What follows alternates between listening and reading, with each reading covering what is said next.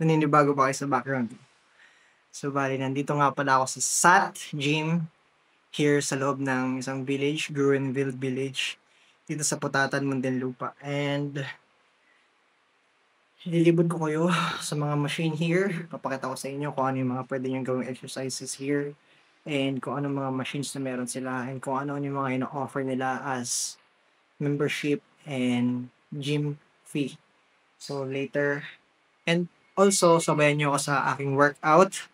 So, ang workout ko today is upper body. So, I do chest and back for my upper body workout. So, tatlong workout lang tayo sa chest, tatlong workout din tayo sa back. And maintain lang yung tempo. My point is, pag sinabi kong tempo is yung bilang ng reps and yung weight na binubuhat ko during my exercises. So, let's go guys.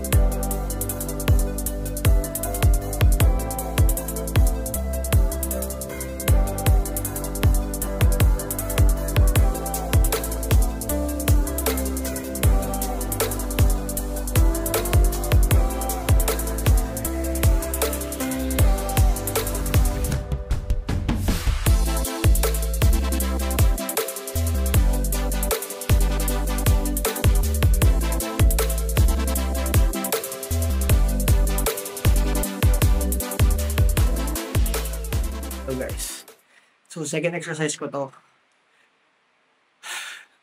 Ako na mahina lang ako mag-chest guys. Actually, mahina lang naman talaga mag-buhat. Ang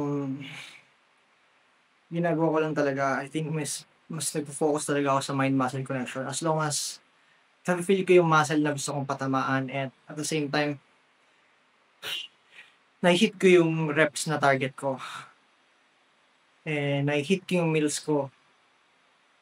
Not very clean, not 100% clean diet, pero at least may protein intake ako and may source of carb, good ang source of carbs ko, less ang refined sugar ko and saturated fat ko. I think kaya ako na-achieve yung gantong physique kasi dahil dun sa mga bagay na yun. And sa mga nanonood, hindi ko kayo ini-encourage na mag 100% clean meal, especially if you're working student. And kahit na sino, hindi ko kayo ini-encourage na maging super healthy, maging super strict sa diet and workout plan nyo. As long as may goal kayo, na-hit nyo yun, and you're in good form, hindi kayo dehydrated and overhydrated, I think that's a good start and just be consistent of course. Kasi kahit gano'ng kalinis yung kain mo for the first 2 months, kung the next months, next year, since hindi ka consistent, wala din. Babalik ka lang din sa kung anong itsura mo, lifestyle mo, and yun yung habits na meron. So, tayo nyo ako sa third exercise ko, which is another cable. So, hindi mo na ako magdadumbbell ngayon. So, pakita ko sa inyo yung exercise ko sa cable. Let's go.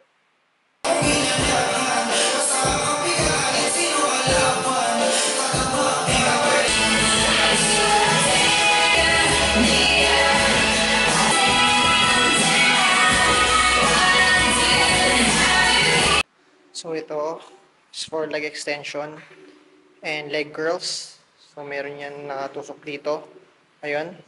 para kung mag-leg curls kayo. Meron silang mga weighted balls here.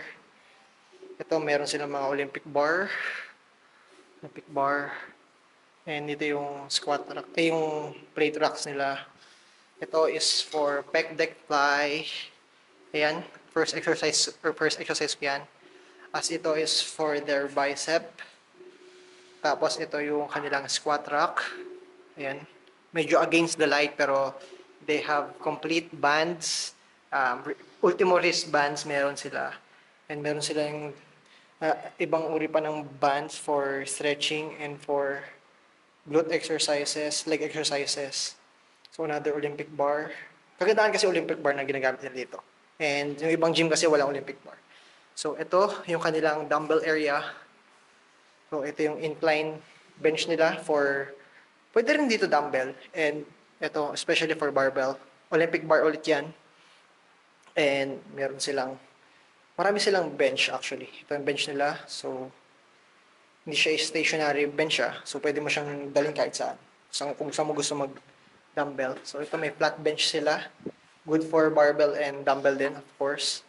Kasi ito yung mga dumbbell nila. So meron silang from pinakamagaan to ang heaviest nila dito is 25 kg. Yes, they have here this 25 kg dumbbells. So basically this is good for beginners. So sa mga friends ko dyan, followers, and gym friends, try nyo here. And later, punta tayo sa baba para pakita ko sa inyo kung ano pa yung equipment sa baba. So ito yung comfort room nila. So maganda kasi hiwala yung ladies and gentlemen na CR nila. Pwede rin kayo mag-shower sa loob. So malinis ang kanilang CR. And kita nyo naman, well-maintained. Bago lang. So may flush, kompleto. Pwede kayo maligo dyan. Pwede kayo mag-poops. Tapos meron din syempre, alcohol and basahan. Electric fan, speaker, additional bench kung gusto nyo. Tapos, maganda kasi marami silang plates na pwedeng ilagay. And this is air conditioned guys. Air conditioned sila. So, you don't have to worry about the weather outside.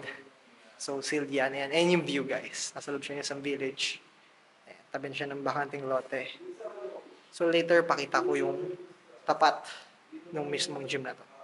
So, ayan, sa baba. Ayan yung view sa baba. Ayan, dito.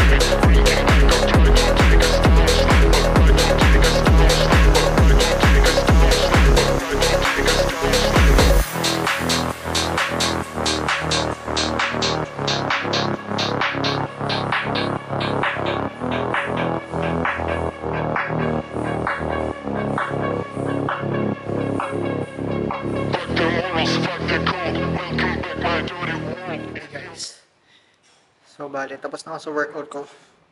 And pakita ko sa inyo kung ano meron dito sa baba. So, meron sila dito pull down cable. Ayan, pwede kayong mag-wide. Mayroon din silang short para real grip. Andyan sa baba. So, dito pwede kayong mag-seated. Adjustable naman to. So, pwede nyo siyang iangat para mag-grab nyo to. Then, kapag mag-rowing kayo seated row, yan, ganyan siya kababa. And ito yung hilahan. So, yan ito. Yan, kukunin nyo lang dito. Tapos, yun na yung weight. Mukha lang yan magaan, guys. Mukha lang yan kulang, pero ang bigat.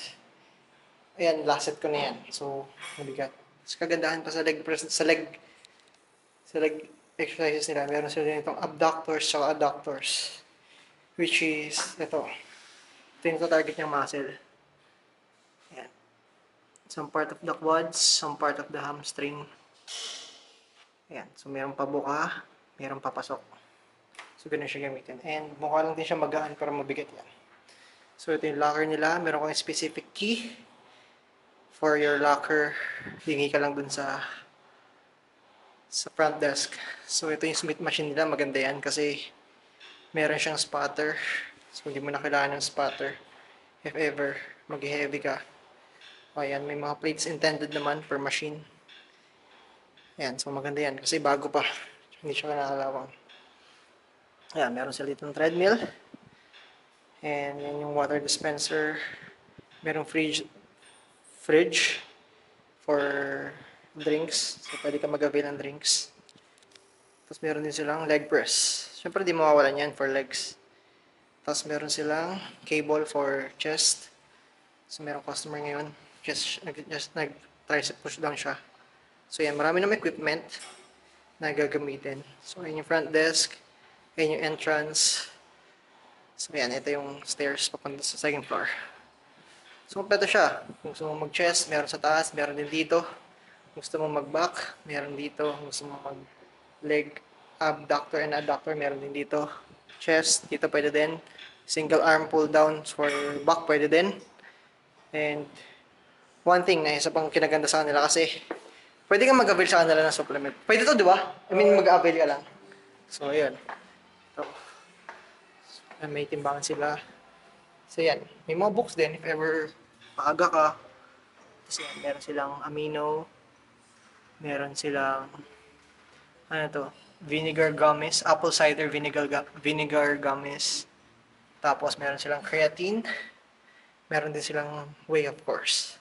And meron din silang Pocari Sweat if ever gusto nyo mag-avail. Tapos, ito yung stairs punta sa taas. May additional stair din sila sa baba. So, hindi kayo kakabahan.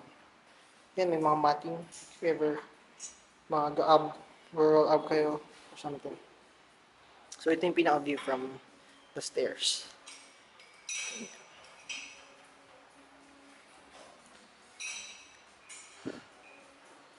So, tour ko sa taas.